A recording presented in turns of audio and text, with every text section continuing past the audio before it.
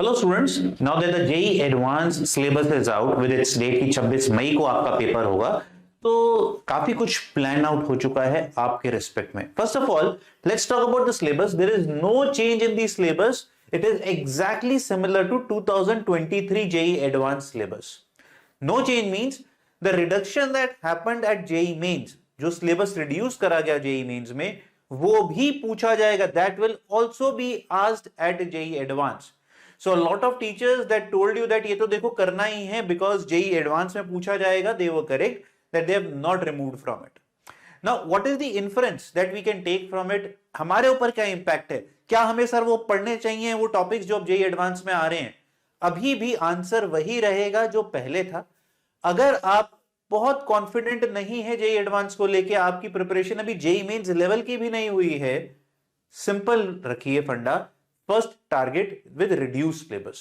और अब आपके लिए बच्चों JEE mains January attempt becomes even more crucial, like it's the best shot for you कि आप वहां पर एक रिस्पेक्टेबल परसेंटाइल लाओ, 95 प्लस परसेंटाइल लाओ, जिससे आपके ऊपर अप्रैल में परफॉर्म करने का प्रेशर इतना हाई ना हो, and after January you sit on for advance with a very peace of mind.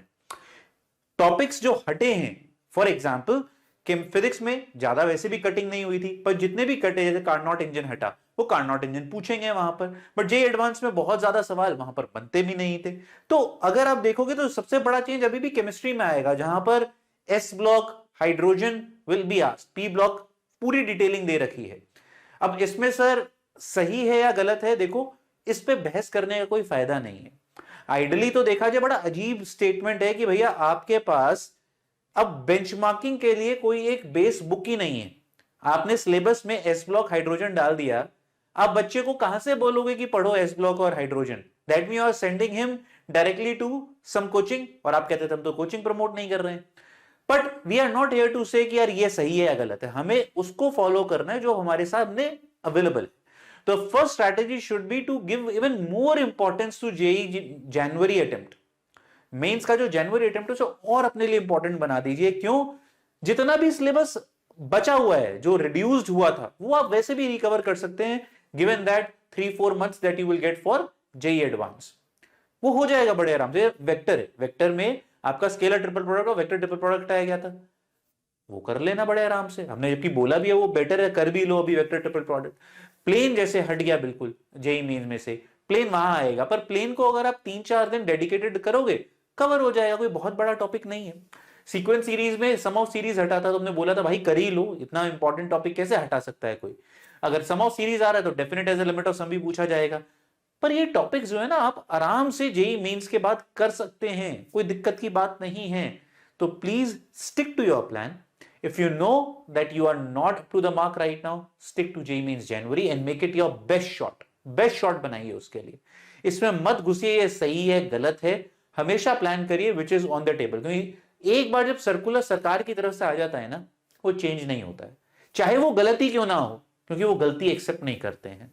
गलती एक्सेप्ट करेंगे तो नेशनल लेवल ब्लंडर कहा जाएगा और ये पॉलिटिकल इशू बन जाएगा, which they can not make, right? So जो हमारे सामने है हम उसके हिसाब से प्रिपेयर करेंगे, जो बोल दिया गया है बोल दिया गया है। So now the onus is up to you that the next 60 days become even more crucial to you. इसमें बहुत सारे बच्चे मुझसे पूछते हैं कि सर पीवाईक्यू की जो प्रैक्टिस है वो कैसे करें, रिड्यूस सिलेबस के साथ करें या हम फुल सिलेबस के साथ करें?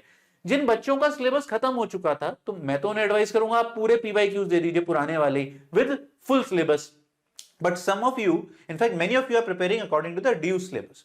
तो जिनको नहीं पता, क्विजर की टेस्ट सीरीज जो है उस पर दोनों तरीके के पीवाईक्यूज मिल रहे हैं, 2019 से 2023 पुराने सिलेबस के अकॉर्डिंग, और 22 और 23 के 46 पेपर्स आपको रिड्यूस सिलेबस के अकॉर्डिंग मिल रहे हैं। मतलब जो चैप्टर्स एस ब्लॉक और जैसे हाइड्रोजन के क्वेश्चंस को रिप्लेस कर दिया गया है दूसरे इनऑर्गेनिक के क्वेश्चन से जो सिलेबस में लाए करते हैं, जिससे आप एक बैलेंस पीवाईक्यू भी दे पाए।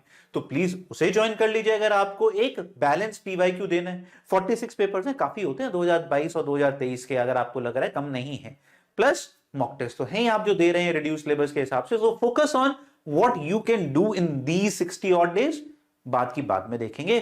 Keep working hard. God bless you.